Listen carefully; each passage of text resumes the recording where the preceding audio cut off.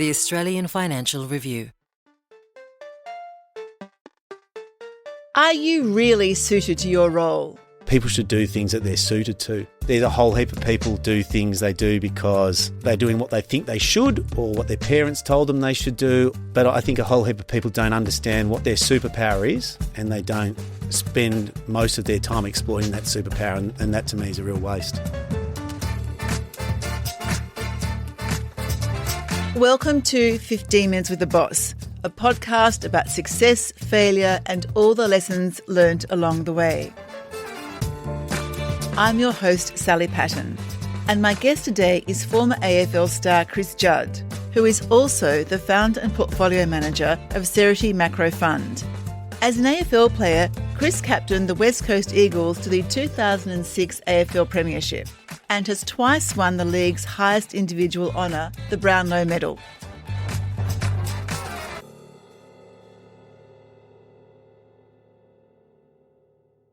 Thanks for joining me on the podcast today, Chris. How are you?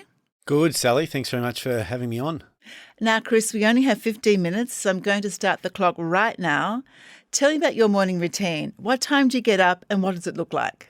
I get up early. I'll get up around 5:30 each morning, occasionally a little bit earlier, and I'll exercise. I'll either go to the gym, I'll do some Pilates. Once a week I'll do some stairs climbs. I'd love to be able to run, but I'm carrying various injuries from my previous career as a professional athlete. So that's sort of the main types of exercise I do, but certainly make sure I exercise each day. We'll often listen to finance content when I'm doing that. So I come to the office with exercise ticked off and a reasonably clear view of what's coming on Australian markets. And you go into the office also with breakfast ticked off?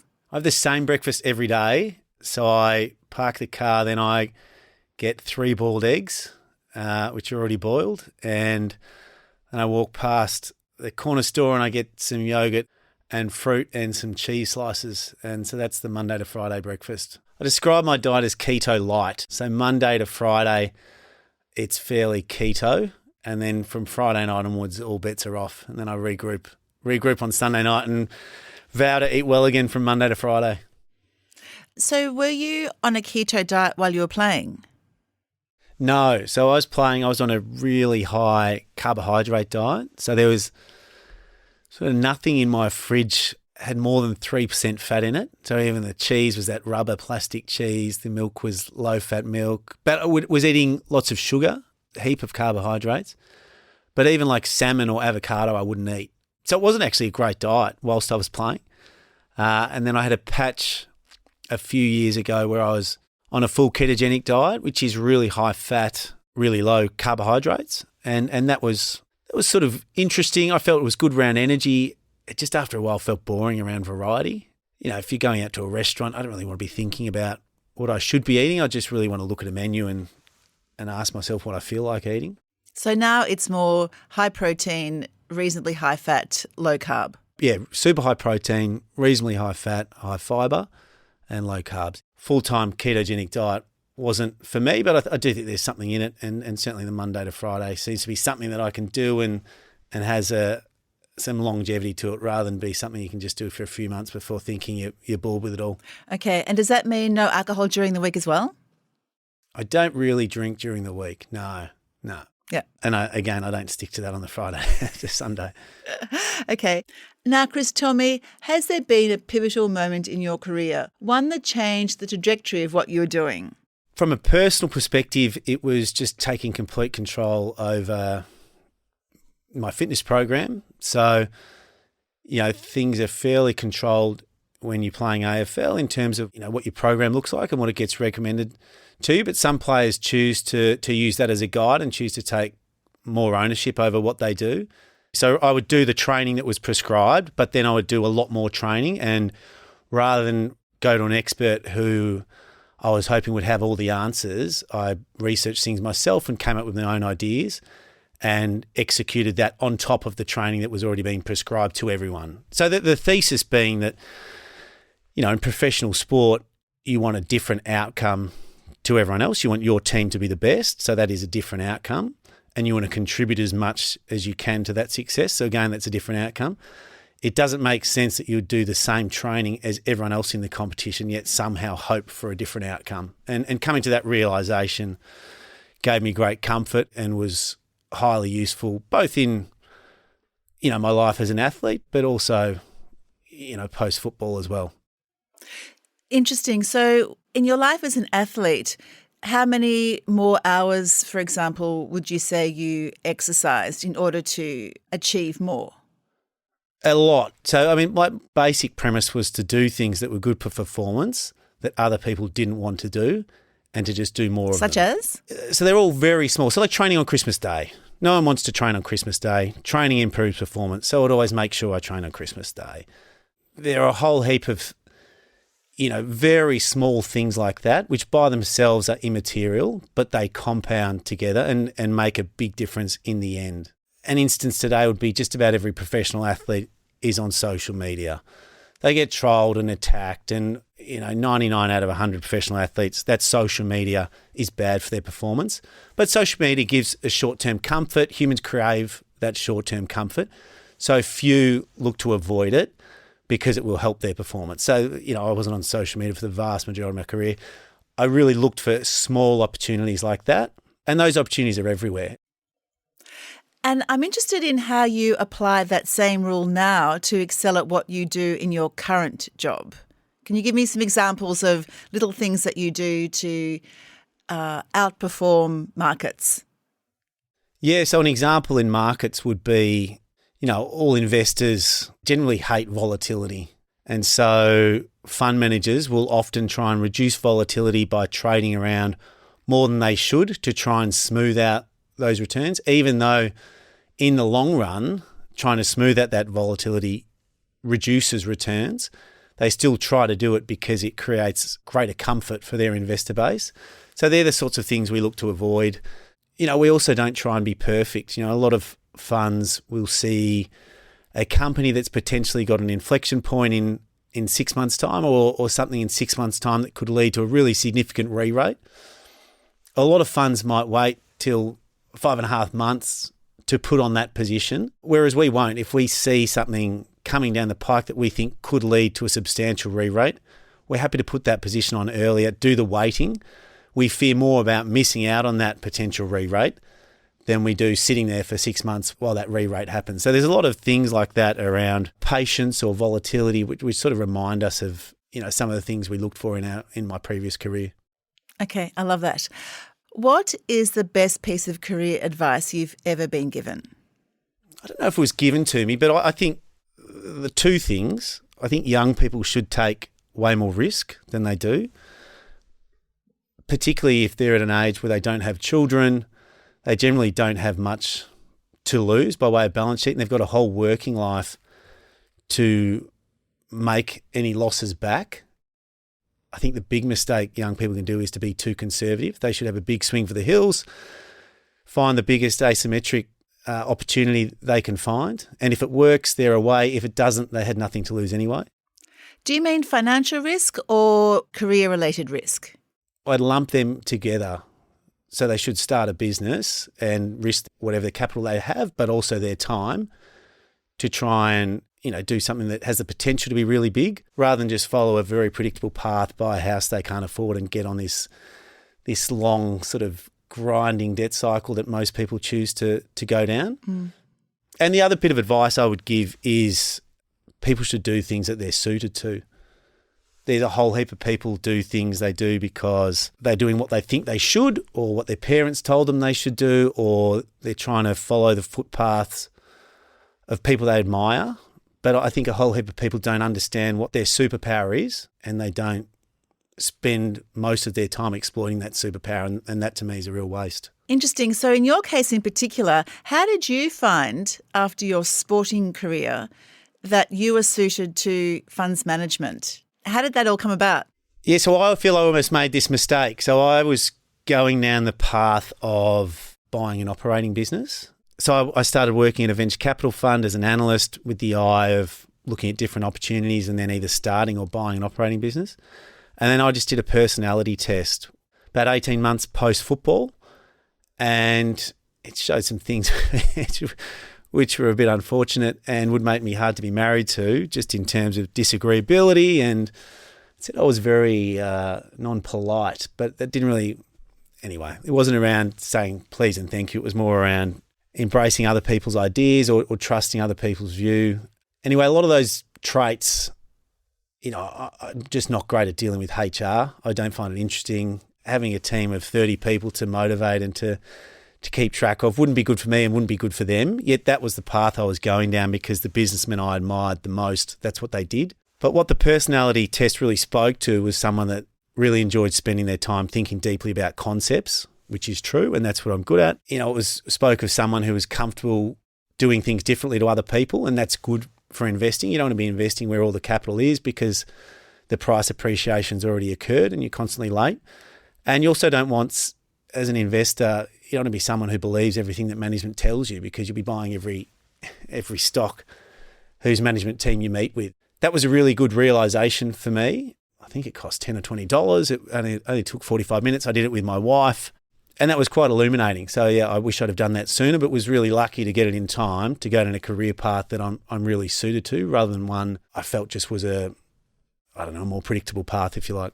Interesting. So it was a real penny drop aha moment. Presumably you recognised those traits in you. You just hadn't sort of seen it there in black and white before. Yeah, very much so. It sort of explained a lot of things that had happened throughout my life so far. It sort of felt like a just-in-time moment and certainly put me on the path to where I am today. And would you recommend that every young person does a personality test because you just might find out things about yourself that you didn't realise? I think they should. Understanding yourself and understanding the people around you is just such an important part of leadership that, I think there's a huge amount of value in people doing that. Chris, we are going to take a short break, but don't go away. When we come back, you get to pick the questions. I'll see you soon.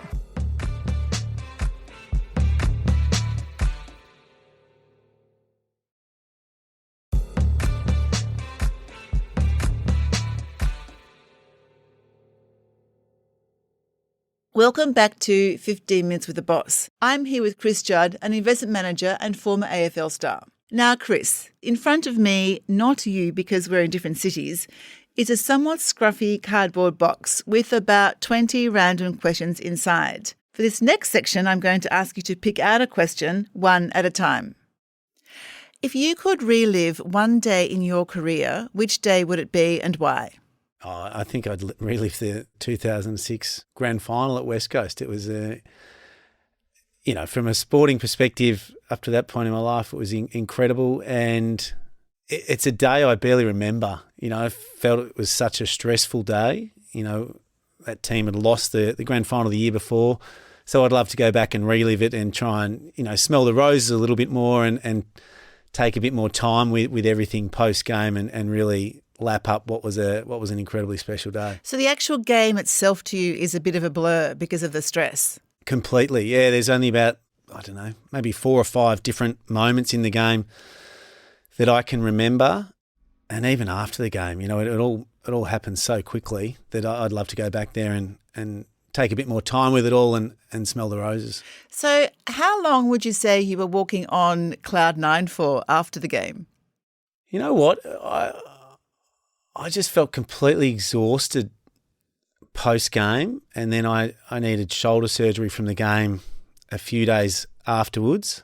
It really didn't feel till a week later that I felt genuinely elated, which was quite a delay. So post-surgery, back at home in Melbourne, I was just lying on the couch, beaming with a smile from ear to ear. That what was, when you play footy, that really is a childhood dream moment that had been achieved. But, some players felt that ecstatic sort of elation as soon as the final siren went. For me, there was almost a delay of about a week. And so how did you go about handling the pressure of really big games like the 2006 grand final? Did you have any techniques that you would use? And if so, do you still use them today? Yeah, so I was a bit different when I played. I sort of worked out at a relatively young age that I played my best when I was sort of hyper anxious. And so I would visualise not success leading to the game, but failure. And I would visualise me losing the game for the team and fumbling the ball and missing kicks and pulling out of contests and all the things you were terrified of doing as a professional athlete playing a contact sport. And that would whip me up into a frenzy, and it was sort of an arm wrestle between myself and my mind. And then the closing point just before run out each time would be me sort of saying to my mind, well, we'll see who's right. We'll see what happens. So this was sort of a dance I would do my whole playing career, which was different to most players who would visualise, positive things occurring. I don't visualise that in markets, but I do have an awareness that thoughts are just thoughts and they can't actually influence what you do. And markets, like sport, are never quite as good as you think they are when things are good, and they're never quite as bad as you think they are when things are bad. And they do turn, and to just that idea to not panic, to not succumb to the discomfort, whether that's in sport and you feel like you're drowning because you've been running so much and you just want to stop running. It's just so important to keep going. And there's an element of that to markets as well, to have sort of a longer term view and to not be whipsawed around by the short term volatility, and to not overemphasize the importance of thoughts, because they come and they go like lots of things. I must say your warm-up regime sounded exhausting. In hindsight, it was a tiring way to play footy. I'm sure there would have been a much nicer way to play footy. It's no wonder I only played till the age of about 30. Do you feel a particular pressure, or a big pressure, because you're managing other people's money and potentially their retirement savings? Definitely. And how do you cope with that? Well, that's what I wanted. So, my parents have all their net wealth in this strategy. I've got all my liquid net wealth in this strategy. I was investing privately for a long time pre the fund, and there are some real advantages to just being a private investor. But at the end of the day, it didn't have the same level of pressure or accountability. And, I think to reach your potential, people need a certain level of pressure and accountability. And without the fund, I don't think I was going to reach mine. I think I was going to be able to make, plenty of money as a private investor. But there's something about, having the right level of pressure and stress to reach potential that I think is really important. And then to be able to share that journey with other people has been something that I've really enjoyed doing as well. So there is something about taking the responsibility, being accountable to being your best self. I mean, there was two things when I started the fund that really spurred me to do it. I was meeting people and they'd say, what are you doing with yourself? And I'd say I was a private investor, and they'd look at me like I was unemployed. And I was just getting a real chip on my shoulder about that. That was driving me mad. And then by this stage, my parents were coming to me with more and more investment advice. So were other people in my network. And, whilst I said to you before, the idea of managing 100 people doesn't appeal to me, I do still like people, and I do want to be able to share that journey with other people. And that's what makes team sports so special, is that 15 minutes in the rooms after a win where you've all worked hard on something and it's come off and it's been a success. And I was having a realisation that the most enjoyment I'd had from investing as a private investor was when there are other people alongside in that investment that you could ring up and say, oh, how good was that? Or remember when this happened? Or even when something goes wrong, you're like, well, what in God's name was that? So the ability to be able to share that with other people and hopefully, contribute to their quality of life were the driving reasons to actually taking the plunge and moving from a private investor to a fund manager. Chris, I have just got one final question, which we ask all our guests, and that is, if for some reason you weren't a fund manager anymore, what would you be doing? This is sort of me. So, I would be managing my own money, doing the same thing. I love what I do. I feel I was sort of built for this. So I'll be doing this almost till the day I die, I think, either with other people's capital or just with my own. On that note, Chris, our time is up, but it's been an absolute delight chatting to you. Thank you so much for allowing us to spend 15 minutes with the boss. Thanks, Sally. Really enjoyed it. And thank you to everyone for listening. If you like the podcast and you want to hear more, consider sharing the podcast or writing a review, as it helps us to reach more people. And follow us wherever you get your podcasts. At the Financial Review, we investigate the big stories about markets, business and power. For more, go to afr.com, and you can subscribe to the Financial Review The Daily Habit of Successful People at afr.com/subscribe. This podcast was hosted by me, Sally Patton, produced by Iona Rennie. Our theme is by Alex Gao, and our executive producer is Fiona Buffini. See you next week.